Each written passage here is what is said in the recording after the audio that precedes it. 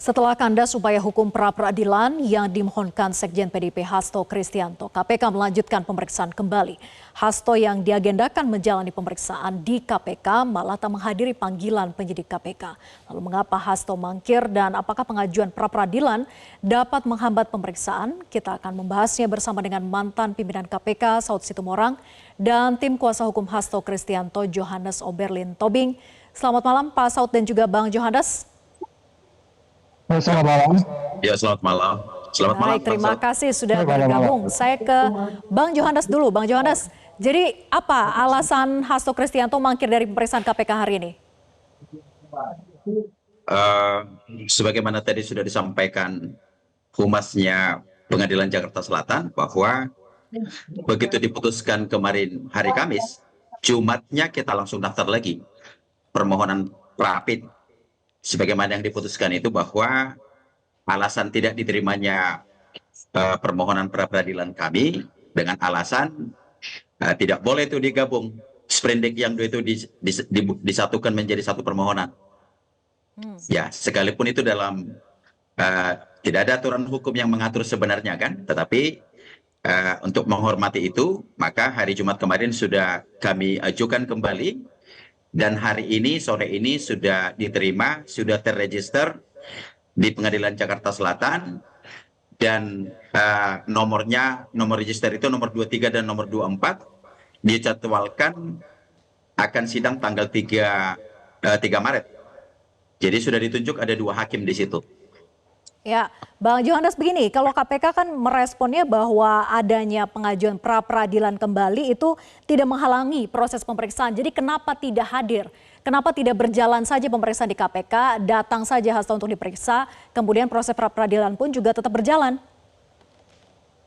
Semata-mata tidak itu juga. Hak-hak kami juga perlu juga harus dipertimbangkan oleh penyidik KPK kan. Jadi dipanggil ini tentu kami sampai hari ini tentu masih keberatan bahwa kami merasa belum mendapatkan kepastian hukum keadilan yang sebenarnya, bahwa perkara ini kami tidak diterima, maka kami butuh kepastian dari pengadilan. Jadi salah satu alasan kami untuk tidak datang hari ini karena kami sudah mengajukan pra-peradilan. Jadi artinya kami berharap juga kepada KPK mohon hak-hak kami ini juga untuk dihormati. Ya. Nah, soal memang apakah nanti pemeriksaannya sudah siap, sudah cukup oleh penyidik KPK itu nanti coba kita lihat. Yang pasti ini sedang berjalan, masih on proses gitu loh. Oke. Saya ke Pak Saud, tadi dikatakan oleh tim kuasa hukum bahwa belum ada kepastian hukumnya. Tapi kita tahu bahwa hasil putusan pra-peradilan yang sebelumnya itu menyatakan tidak dapat diterima begitu ya. Nah Pak Saud, sebetulnya ketika pra-peradilan kembali diajukan, apakah proses pra-peradilan itu dapat menghambat jalannya pemeriksaan? Apakah tidak bisa dilakukan secara paralel? Ya karena kan kalau kita bicara bagaimana sebenarnya formilnya itu jadi bahan perdebatan, sedangkan materialnya itu kan peristiwa yang cukup lama ya. Artinya tentu kita semua masing-masing punya keyakinan gitu. Baik pimpinan KPK berlima punya keyakinan, penyidik punya keyakinan, mereka presentasi bahwa ada peristiwa pidananya yang futoid pada 2020, kemudian 2020 itu ada prioritas, kemudian itu tertunda-tunda karena ada yang melarikan diri, terus kemudian itu seperti dilupakan, kemudian terjadi perubahan rezim, kemudian itu dipercepat gitu. Jadi maksud saya kita semua, kalau saya sih mengimbaunya jangan melihat case ini soalnya formil materialnya gitu. Ya kan, kan kita selalu pengalaman bahwa yang namanya KPK itu dia akan bekerja dengan tingkat conviction rate yang cukup tinggi, apalagi ini hasil OTT. Nah, oleh sebab itu, kalau saya lebih menekankan tentang bagaimana sebenarnya proses ini menjadi tertunda-tunda sekian lama, terus kemudian belakangan yang dipercepat, ya kan, sampai kemudian bila perlu, nggak perlu sampai Natal pun, pokoknya cepetin dulu tanggal berapa gitu. Jadi kan itu menimbulkan pertanyaan. Nah, pertanyaan-pertanyaan itu akan beruntutan terus sampai hari ini, karena dari awal memang kasus itu sudah dibuat sedemikian rupa, konflik kepentingan yang cukup tinggi gitu. Sehingga kalau kita berpikir kalau kita bicara negeri kita kasusnya masih carut-marut seperti ini, tentu kan kita harus bicara prioritas juga di dalam penegakan hukum. Baru kemudian kita bicara hukum yang pasti, hukum yang bermanfaat, hukum yang menimbulkan keadilan gitu. Nah ini kan tiga-tiganya dipertanyakan gitu ya kan. Manfaat apa yang mau diambil, kepastiannya kayak bagaimana, keadilannya apa lagi gitu ya. Ya jadi saya bilang kalau kita kemudian memperdebatkan itu, ya oke silakan aja KPK, dan tapi jangan sekali-sekali juga menghalangi hak-hak yang dikaitkan dengan kewajiban ataupun kemenangan dari katakanlah lawyer dan seterusnya. Jadi nggak usah dipertanyakan juga kalau itu berulang-ulang sampai nanti kemudian pengadilan dalam ini peradilan bisa memutuskan, kemudian penyidik bisa P21 kemudian baru dilimpahkan. Ini kan semua tempatnya memang di tempatnya masih di perdebatan. Sebelum itu masuk ke P21 untuk kemudian itu disidangkan, semua orang harus menunjukkan upaya-upaya bahwa mereka adalah bagian dari apa yang disebut hukum itu harus melakukan check and balance satu sama lain. Kita kan sudah pengalaman KPK katakanlah 5 tahun terakhir ini kan sangat syarat dengan isu-isu yang kita sebut politisasi dan seterusnya. Jadi saya selalu mengatakan sangat naif juga kalau kita bilang ini nggak ada urusan dengan politisasinya. Jadi sekali lagi kalau ada upaya-upaya dari PDIP dan teman-teman di sana ya dikasih aja kesempatan itu. Sambil kemudian penyidik juga melakukan aja kalau ada sesuatu yang dianggap memang mereka perlu melengkapi. Negeri ini nggak kiamat juga kalau Aslo nggak masuk penjara gitu kan. Ya nggak, artinya ditahan gitu ya. Tapi jalanlah prosedur itu sambil kemudian secara politisasi, secara politik juga teman-teman melakukan beberapa upaya-upaya, tahapan-tahapan yang mungkin kita sebutkan di bagian depan tadi sehingga masyarakat percaya hukum pasti, hukum adil, dan hukum bermanfaat. KPK menimbulkan kepastian, KPK menimbulkan kemanfaatan, dan seterusnya.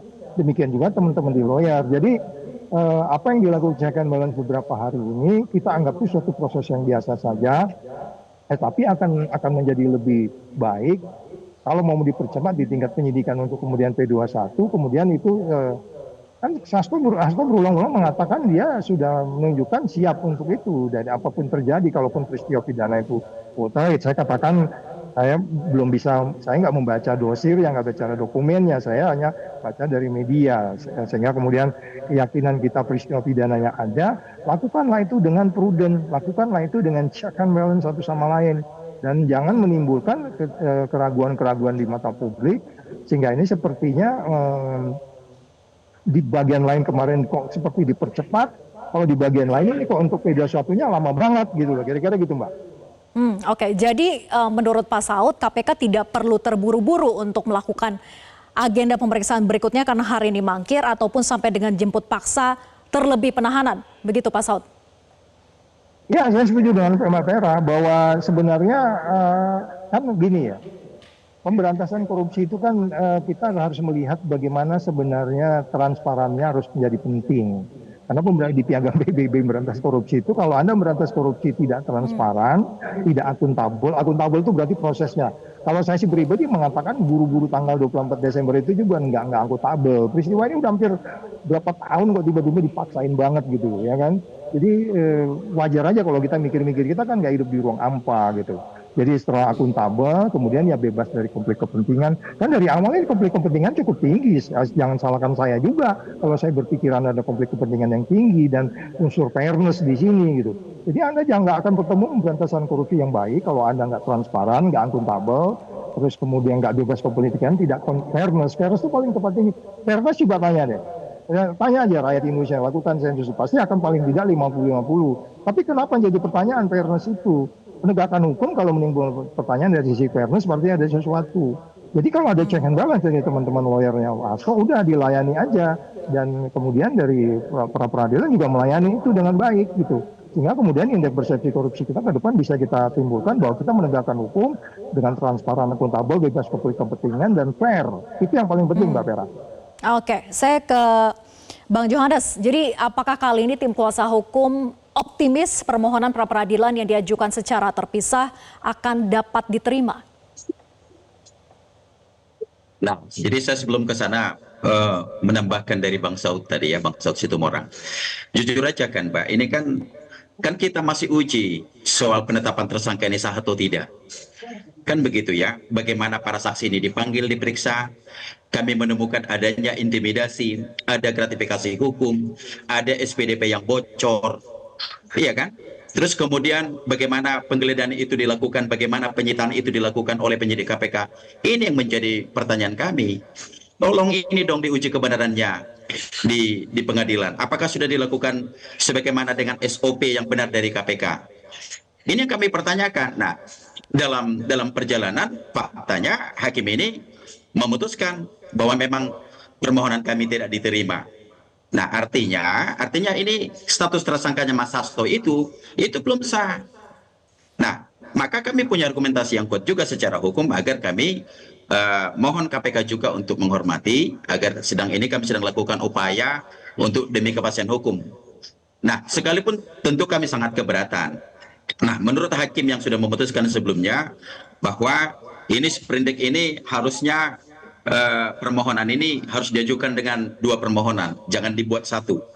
Nah, saya sih menyikapi kalau ini persoalannya nanti kalau sprindiknya dari KPK ada 50, apa ya kami harus buat permohonan 50 permohonan pra peradilan ke pengadilan. Karena ini kan tentu melanggar ajas peradilan kan. Ajas peradilan itu mudah, cepat, ringan, sederhana. Itu loh yang seharusnya. Nah, jadi itu poin-poin keberatan kami. Maka soal pertanyaan tadi Mbak, kami sebagai penasihat hukumnya Saudara Hasto Kristianto tentu kami optimis karena kami betul-betul paham semua materi-materinya. Administrasi yang dijalankan itu tentu banyak sekali pelanggaran-pelanggaran. Nah, oleh karena itu dalam 2 permohonan kami yang sudah diterima di pengadilan, tentu kami pun akan siap menghadapi persidangan tanggal 3 nanti. Tentu dengan harapan kami, ya mari kita junjung peradilan yang sehat, yang bersih, tanpa tidak ada intimidasi dari pihak manapun. Seperti Bang Saud bilang, ini ada yang berkepentingan dengan perkaranya Mas Hasto ini. Jadi kami ingin harus semuanya terbuka, harus betul-betul dapat dipercaya, kan gitu ya. Nah, jadi kami yakin dan betul bahwa tanggal 3 ini dengan bahan-bahan dengan sudah kami miliki, kami juga meyakinkan bahwa pra peradilan akan kami menangkan nanti. Demikian, Mbak. Oke, saya ke Pak Saud lagi. Pak Saud, jadi dengan mengikuti pertimbangan hakim dalam pra peradilan sebelumnya bahwa harus memisahkan 2 sprindik dalam 2 permohonan, apakah sebetulnya ini akan menjamin permohonan Hasto kali ini akan diterima sehingga status tersangka pun menjadi tidak berlaku? Ya, saya agak belum bisa menjawab itu karena aku pengalamannya itu jadi jaksa penuntut dan jadi penyidik, belum pernah jadi hakim. Tapi kalau main logika yang disampaikan nanti dan argumentasi, nalar dan lain-lain disampaikan oleh teman penasihat hukum, itu mereka akan bisa melihat dari sisi formilnya. Kan ini yang dibahas itu formilnya. Materinya kan saya selalu mengatakan sorry to say, saya sebenarnya yakin betul bahwa peristiwa pidananya ada. Tetapi bagaimana itu diselesaikan gitu. Itu menjadi pertanyaan. Kan di negeri kita kan selalu kayak gitu. Peristiwa pidana apa aja itu, entah tindak pidana khusus. Selalu yang jadi masalah kan bagaimana menyelesaikan kasus itu.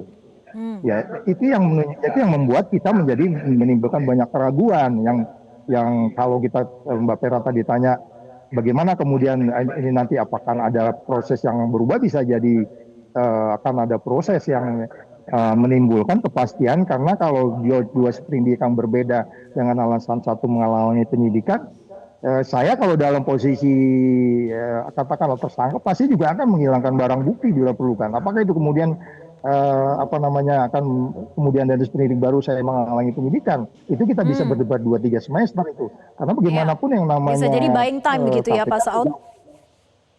Iya, karena sejauh yang saya pahami nggak perlu pengakuan kok, bantah-membantah. Jadi sprindik yang kedua yang kata menghalangi penyidikan itu masih debatable sebenarnya. Jadi artinya kalau kita bicara bagaimana formilnya itu akhirnya diperdebatkan, ya itu jadi menarik. Kok kelihatannya nggak yakin gitu loh. Nanti kalau gagal yang ini kita pakai yang ini, yakin aja bahwa peristiwa pidana itu terjadi. Tapi kalau kemudian itu berdebat kenapa waktu itu tidak dilakukan dengan prudent, kan itu nggak jauh berbeda dengan keadaan waktu itu gitu, diakibatkan oleh keadaan waktu itu. Jadi penilaian Pak Pera bisa saja hakim berkeyakinan seperti yang saya sampaikan tadi untuk katakan menghilangkan barang bukti. Setiap orang itu pasti akan bertahan pada dirinya. Tinggal Anda buktikan aja. Kita nggak boleh pengakuan kok. Di KPK itu nggak perlu pengakuan. Silakan aja gitu. Jadi ini yang menunjukkan bagi saya menunjukkan ini yang jadi colored by politics gitu loh. Baik. Nanti bila perlu nanti bikin sprindik baru lagi gitu. Pokoknya kurang sopan sama penyidik, mau kayak gitu-gitu kan. Kan bisa aja kan. Jadi ya fokus aja di perkara itu bahwa ada sejumlah angka yang diduga mungkin Hasto ikut di situ, silakan. Hasto juga dari awal juga saya lihat sudah siap untuk itu menjadi quote unquote bertanggung jawab di situ, dan itu menjadi tidak bertanggung atau dipertanyakan karena prosesnya yang jadi masalah. Dan negeri kita kan selalu prosesnya di situ, bukan peristiwa pidana yang nggak ada. Tapi bagaimana mereka menyelesaikan itu, bagaimana menjalankan itu, tadi disampaikan juga oleh Johannes tentang hukum yang cepat, bermanfaat, murah, itu kan itu udah bertahun-tahun kan.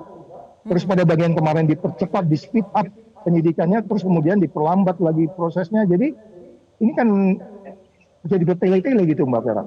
Ya. Baik, terima kasih Pak Saud dan juga Bang Johannes atas diskusinya di Prime Time News malam hari ini. Kita nantikan saja nanti proses pra-peradilan yang akan bergulir di pengadilan begitu ya. Selamat malam. Jelajahi cara baru mendapatkan informasi. Download Metro TV Extend sekarang.